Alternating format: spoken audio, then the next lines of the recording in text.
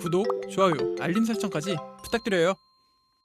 안녕하세요, 찐테크TV입니다. 오늘 소개해드릴 기업은 세렌스라는 기업입니다. 세렌스는 2019년 뉘앙스 커뮤니케이션즈에서 자동차 사업 부문을 분사한 회사입니다.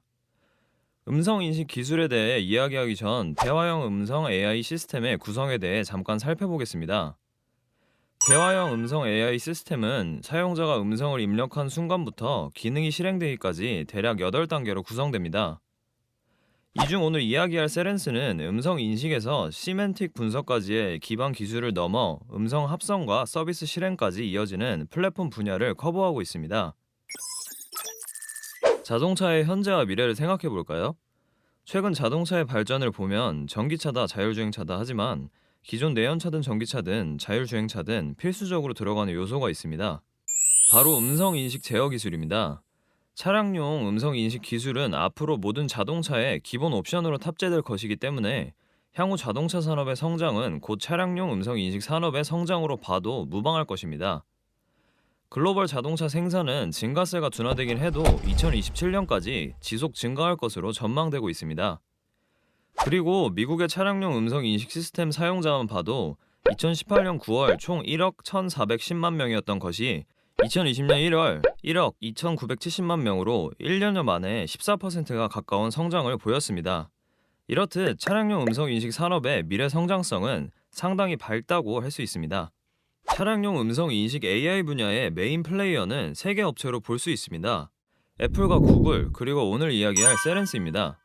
차량용 음성 보조 기능을 생각했을 때 흔히 결국 애플이나 구글이 이 시장을 다 차지하지 않을까라고 의문을 가질 수 있습니다. 이 의문은 다음에 보여드리는 한 장의 그림으로 해소할 수 있습니다. 2020년 주요 자동차 기업들의 음성인식 탑재를 나타낸 표입니다.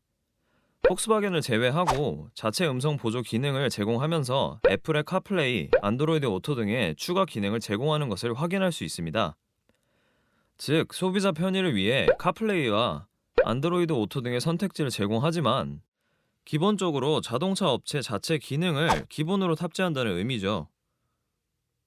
이 부분이 세렌스에게 상당히 중요합니다.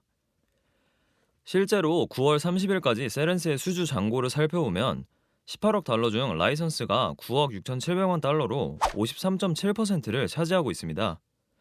이는 전년 동기 수주 잔고 중 라이선스 부문이 44.7%를 차지했던 것에 비해 약 9%포인트 증가한 것으로 그만큼 라이선스 매출이 늘었다는 것을 의미합니다.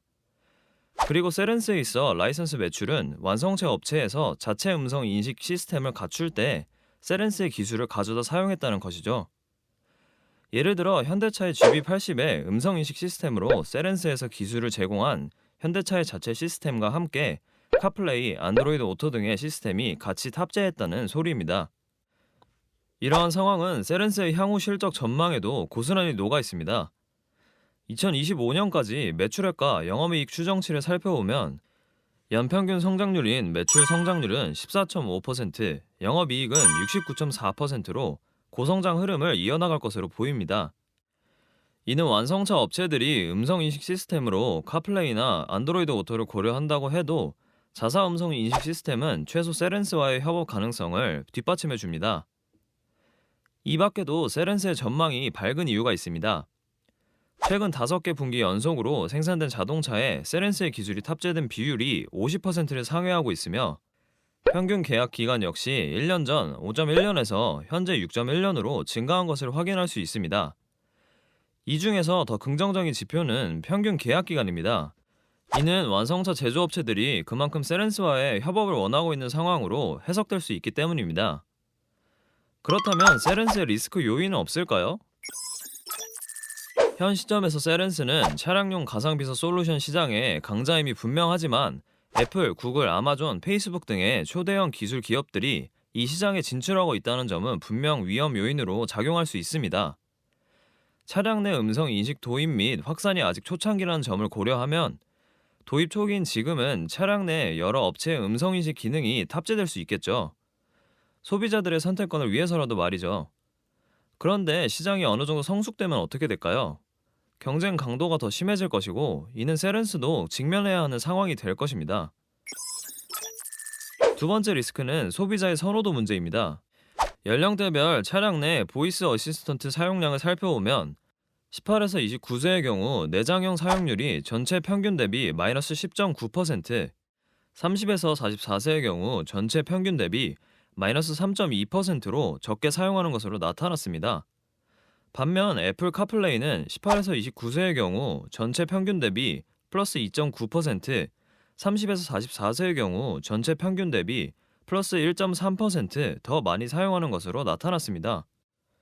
젊은 층에서 애플 카플레이 사용이 평균보다 높다는 것은 이들이 향후 차량을 교체해도 내장 솔루션보다는 카플레이를 이용할 가능성이 높다는 것으로 해석할 수 있습니다. 그 다음은 차량 구매 결정 시 음성인식 기능이 미치는 영향을 조사한 자료입니다. 전혀 영향을 미치지 않는 경우와 결정에 미치는 영향이 적다는 경우를 합한 수치는 68.2%로 나타나는데요. 현 시점에서 차량 구매에 있어 음성인식이 미치는 영향이 적기 때문에 제조사 입장에서는 카플레이나 안드로이드 오토 정도만 대응하고 자체 음성 인식은 옵션 정도로 남겨놓는 케이스가 발생할 수 있습니다. 밸류에이션 부담 측면입니다. 한눈에 봐도 아마존, 애플, 알파벳, 마이크로소프트 대비 세렌스의 12개월 선행 PER이 급격히 상승했음을 알 수 있습니다. 이는 그만큼 시장에서 고평가받고 있다는 증거죠. 이런 만큼 코로나19 사태 이후로 상승세를 지속하고 있는 미국 증시가 조정 국면에 진입하게 되었을 때 같은 기간 크게 상승을 보였던 세렌스는 밸류에이션 부담 및 차익 실현 매물이 나오면서 하락폭이 더 커질 수 있는 상황으로 해석 가능합니다. 그렇다면 앞으로 세렌스에 있어 주목해야 할 포인트는 무엇일까요? 세렌스의 12월 29일 기준 시가총액 37억 6,252만 달러가 어떻게 해야 설명되는지 알려드리기 위한 표입니다. 현재 12개월 선행 PER인 49.12배가 계산된 순이익은 7,660만 달러입니다. 이는 2021년 예상 순이익인 8,093만 달러와 거의 같은 수준이라고 볼 수 있습니다. 결국 현재 주가 수준은 내년에 대한 기대감이 모두 반영된 주가 수준이라 볼 수 있는 것이죠. 향후 세렌스의 실적을 보실 때 있어서 주요 포인트는 가격이 유지되면서 실적이 시장의 예상치를 충족하는지 여부, 시가총액이 상승하는 경우 시장에서 예상하는 2021년 순이익을 초과 달성할 수 있을지 여부에 집중하시면 됩니다. 지금까지 찐테크TV였습니다. 당신의 성공 투자를 응원합니다. 구독, 좋아요, 알림 설정까지 부탁드려요.